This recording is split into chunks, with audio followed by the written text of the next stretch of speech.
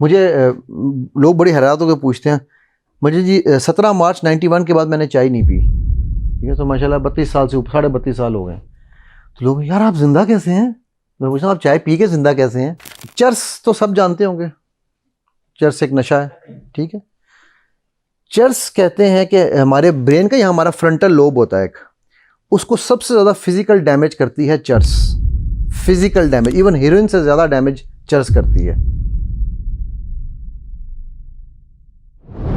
और एडिक्शन क्या काम करती है?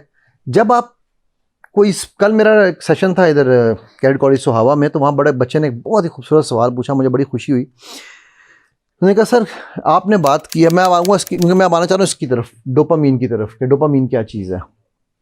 जब भी आप कोई फिजिकल एक्टिविटी करते हैं, आपका ब्रेन एक हार्मोन पैदा करता है जिसको हम डोपामीन कहते हैं। ये डोपामीन जो है ये हमारे लिए मोटिवेशन का हार्मोन है। वो मैं अक्सर जोक करता होता हूँ, मैं कहता हूँ मेरे लिए पतलीवेशन का हार्मोन चाहिए, मुझे मोटिवेशन बहुत मिल गई है।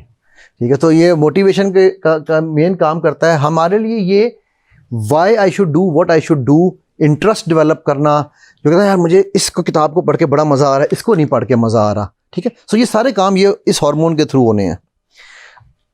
ये जो हार्मोन है ये फिजिकल एक्टिविटी के थ्रू जब प्रोड्यूस होता है, तो जिस तरह आपकी बॉडी को जितना चाहिए उतनी बॉडी कंज्यूम करती है और उसको बाकी को जो है वो यूटिलाइज करती है किसी और फंक्शंस के लिए। मसल, जिस तरह आप समझ लें कि हमारे फिजिकल मसल्स बिल्ड होते हैं ना, हमारे ब्रेन के भी मसल्स हैं।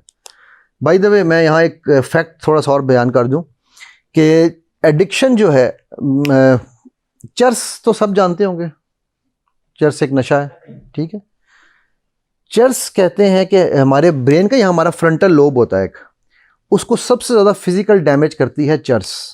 फिजिकल डैमेज, इवन हीरोइन से ज़्यादा डैमेज चर्स करती है। ठीक है, और वो एक्सरे सब स्कैन करते हैं ना ब्रेन के, सीटी स्कैन वगैरह, तो उसमें वो डैमेज बाकायदा नज़र आता है। चर्स से 4 गुना ज़्यादा फिजिकल डैमेज ब्रेन को आपकी स्क्रीन एडिक्शन करती है, 4 टाइम्स मोर।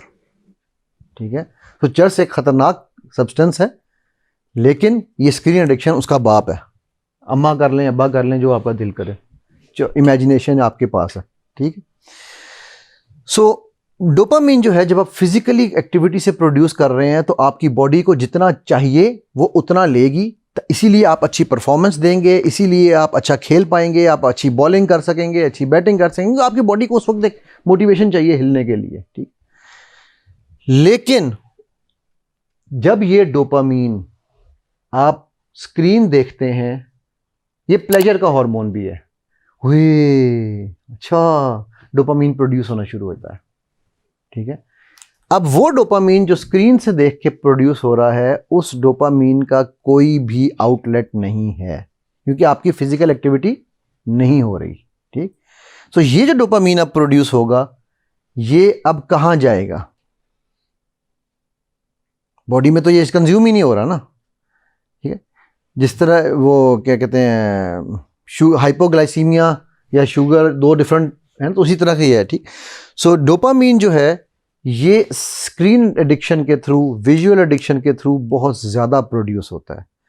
जब ये ज़्यादा प्रोड्यूस होता है तो आपकी बॉडी को क्रेविंग होना शुरू होती है, पता ही नहीं चलता यार 10 बज गए हैं, मैंने कल 10 बजे ये वीडियो देखी थी, अब 10 बज रहे हैं, सर जाएं ना, मैंने वीडियो देखनी है, सर यहाँ से हटें। आपकी बॉडी वो क्रेविंग करना शुरू कर देती है। क्यों? क्योंकि उसको पता है कि मुझे डोपामीन तो चाहिए, मुझे क्या चट्टी पड़ी है मैं जाके बाहर एक्सरसाइज करूं, और जब मैं एक्सरसाइज करूं के बगैर मुझे मेरा डोपामीन मिल जाएगा। ठीक है, जो एडिक्ट बच्चे हैं, स्पेशली स्क्रीन एडिक्ट बच्चे हैं, उनकी एक बहुत बड़ी निशानी मैं आपको बताऊं तो वो है कि उन बच्चों में सबसे बड़ा जो बिहेवियरल फर्क आएगा वो ये आएगा कि they want to be alone.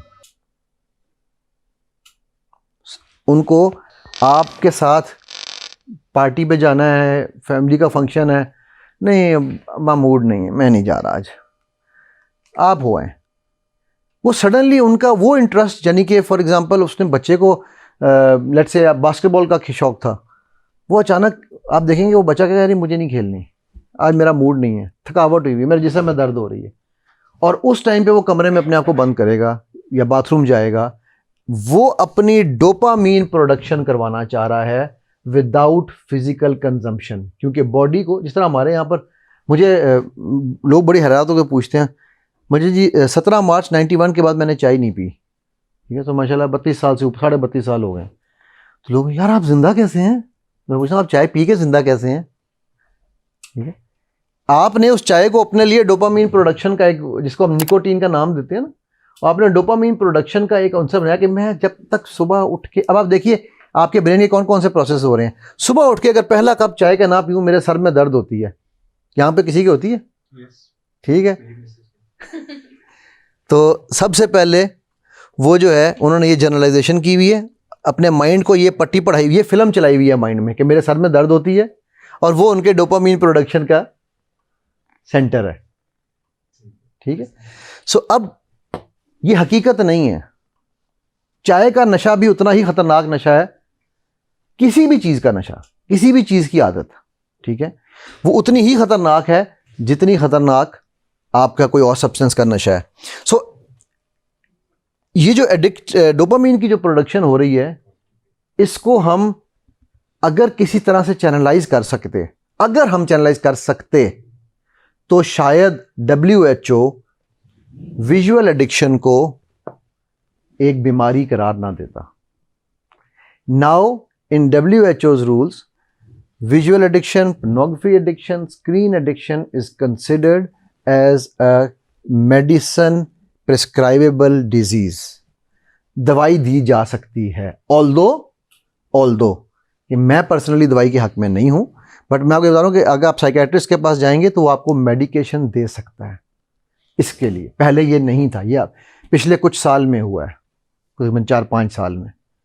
जी, ये डोपामीन पे ठहरते हैं, इसके जो आपने हार्मोन्स की बात की है, इससे कोई डिवाइस है बिल्ट इन फिजिकल, जैसे टेस्ट होते हैं? जी बिल्कुल टेस्ट होते हैं इनके। डोपामीन हैं, टेस्टोस्टेरोन्स हैं, ऑक्सीटोसिन्स हैं, आपके सेरोटोनिन्स हैं, ये सारे हार्मोन्स के बाकायदा टेस्ट होते हैं। आप टेस्ट के थ्रू, लेकिन जो डोपामीन टेस्ट के थ्रू आएगा ना, वो तो आपको नॉर्मल लेवल बताएगा। एक्साइटमेंट लेवल का जो डोपामीन एक्स्ट्रा प्रोड्यूस हो रहा है, मसलन मैं आपको छोटी सी एग्जांपल देता हूँ। मेरा जो काम, मैं जो आजकल किताब लिख रहा हूँ, उसका नाम है कुरान, सुन्ना एंड माइंड साइंसेस। ठीक है, अल्लाह के नबी सल्लल्लाहु अलैहि वसल्लम की एक सुन्नत ऐसी है कि अगर हम वो सुन्नत अपना लेना, तो आज की साइंस ये कहती है कि आपकी ज़िंदगी आसान, आपके लोगों से ताल्लुकात आसान हो जाएंगे। और वो सुन्नत है तबस्सुम की। ठीक है, मुस्कुराना, सिर्फ अपने चेहरे पर एक तबस्सुम रखना। ये भी नहीं कि हंसना खिलखिलाना नहीं मैं कह रहा हूँ। मैं पहले ये पढ़ाया करता था कि स्माइल 3 तरह की होती है, fake smile, social smile and real smile. आज पिछले 10 साल में बॉडी लैंग्वेज की साइंस चेंज हो चुकी है। वो कहती है कि there are only 2 types of smiles, social smile and real smile. And if you can not smile, fake it till you make it, because when you smile your body starts producing extra serotonins and oxytocins. Now उससे आपके अपनी पूरी body के अंदर relaxation होगी। उसके बाद आपसे जो रेडिएंट होंगी, वाइब्रेशंस रेडिएट होंगी, सामने वालों के लिए वो प्यार मोहब्बत की वाइब्रेशंस होंगी, उनको भी वो हार्मोन्स अट्रैक्ट करेंगे। जी जी, अभी इसे डोपामीन जैसे लोग लगाते हैं ना, कि लगाते हैं साथ आपके एक गैजेट, जी जी, वो मेजर करता है आपकी हर चीज़।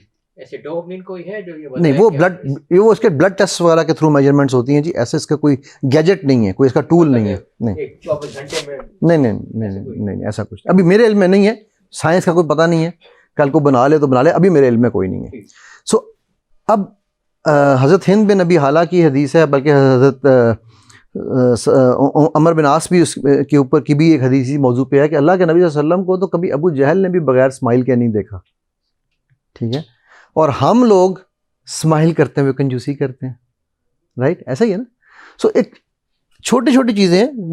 अब वो स्माइल से जो आपके बॉडी में जो हार्मोन पैदा हो रहा है, सेरोटोनिन जिसके अंदर कम हो, आपने देखा होगा कि यहाँ पे कोई मेडिकल का है लोग, कोई साइकियाट्रिस्ट वगैरह तो नहीं कोई इधर बैठा हुआ? अच्छा, क्या है आपने इन दी मेकिंग MBBS कर रही हैं, साइकोलॉजी पढ़ रही हैं? अच्छा।